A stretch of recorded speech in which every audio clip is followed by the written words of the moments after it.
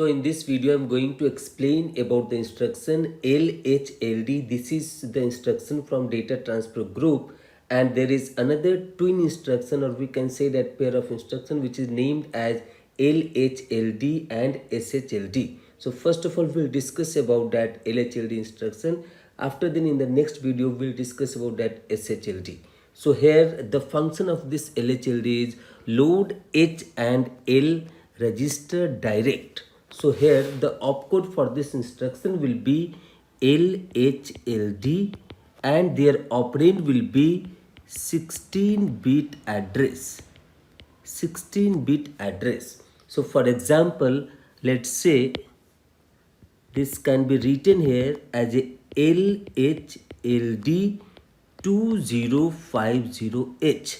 So this 2050H is the starting address from where the data will transfer into the L register, followed by the next address as a 2051H. From there the data will transfer to H register. So first of all, we need to find out their size in terms of byte, then we'll see their detailed operation also. So for example, let's say their starting address I'm assuming here as a 1000H. At 1000H, first of all, it will store the opcode, means equivalent to this LHLD, whatever is their hex code given in the textbook or data book. So that we have to fill up here at this starting address of 1000H. So let's say their hex address, their hex like equivalent to this LHLD is 2AH. It is given in the textbook, and no need to remember this, just for the understanding I am explaining this. So next address will be 1001H. At this place it will store the lower byte of this given address from the instruction.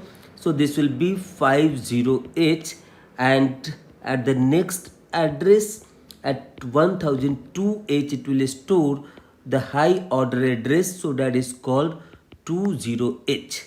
So here, to store this instruction before the execution of this instruction, it is required 3 memory location. It means it is required 3 memory byte to store this instruction. So size in terms of byte, it will be 3 byte here. Size of this instruction will be 3 byte here. Now we need to understand their detail of the operation. So here, let's say this is the memory. This is the memory here, where before execution of this instruction, it is stored this 3 bytes. So at 1000H, this is having the opcode, so that is 2AH, and at 1001H, it is having the lower byte of the address as a 50H, and at 1002H, it is having their higher address byte, so that is 20H. Up to this, that you are giving the information to the microprocessor. So here it is the microprocessor. So this is given, this 2A is given to this microprocessor from the memory through the data bus during the execution of this instruction. So then it is knowing that next 2 byte will be address from where we need to access the data. So this microprocessor is knowing that the next byte will be lower address as a 50H, and the further next byte will be 20H, which is the higher address bus. So this will be 2050H, from where we need to access the data and copy into L register. So here let's say at this point, at this location, that is 2050H. So before giving this information to the microprocessor, even though data is available into this memory part itself, but it is not known. So we have to give the instruction, we have to give the instruction or order to this microprocessor to access that particular memory location. So for example, at 2050H, if there is some data which is called as a 7FH, followed by the next location as a 2051H, here there will be some more 8AH. So how this will take place, So let's say this is our HL register pair. This is our HL register pair.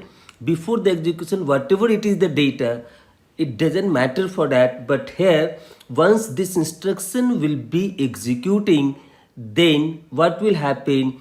Whatever is the data at this 2050H, so this data will goes to this L register here. So at this place it will store 7F data, 7F, and by default, so in the instruction itself we need to mention the address from where we need to access the first byte. So that is 2050H, here it has mentioned, and by default this will be incrementing to 1 and pointing to the next address. So from the next address it is copying 8A and this is storing here into this H register. So this is loading in this H register as a 8A. So after execution of this instruction, if you will check it, the content of HL register pair, then H will have 8A and this L is having 7F. So this is the functionality of this instruction. Now we need to count their machine cycle. That is very, very important for this instruction.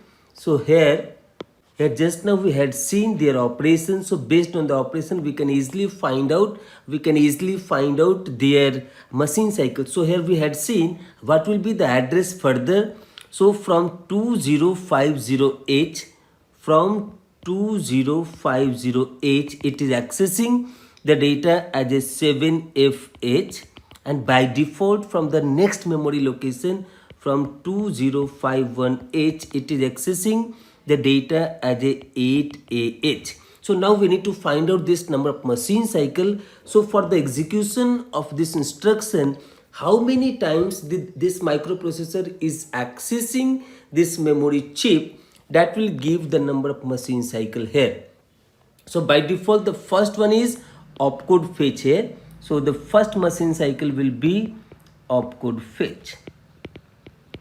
By default it is happening with all the instructions. So the very first operation for any instruction is opcode fetch operation. So in the first machine cycle this will access this 2AH. After then it is following to read their further 2 address byte, that is called lower address byte and then higher address byte. So this reading this address from the memory, it is called here memory read. This is called here memory read operation, and further to read this 20 it is again called memory read. And after this whatever it has readed this data here 2050H as address, it will be placed by this microprocessor to the address line. So that 2050H will be placed at the address line to access their data as a 7FH. So when we read the data from memory to the processor, that is called memory read. So here again further it is called memory read operation. And again to read the next location as a 2051H. So there is the data as a 8AH. So it is required further one more machine cycle. So this is called memory read. And now here corresponding to this, their number of T state as per the previous table whatever I had given. So for the opcode fetch it will take 4 T state. For the memory read 3, 3, 3, 3. So total it will, this is required here as a 16 T state. 16 T state is required for the execution of this instruction. So in this instruction it is easily clarified that the size and machine cycle is not matching, because size is the memory location required before execution of the instruction to store into the memory, and here machine cycle is defined here during the execution of this instruction, how many times it is accessing this memory chip. So those many number of times is referred here as a number of machine cycle with a different name, as a opcode fetch 1 machine cycle, then memory read it is happening 4 times. So total number of T state required is 16 T state. And by this way I hope you understand the operation and all this data concerned to this instruction as a LHLD.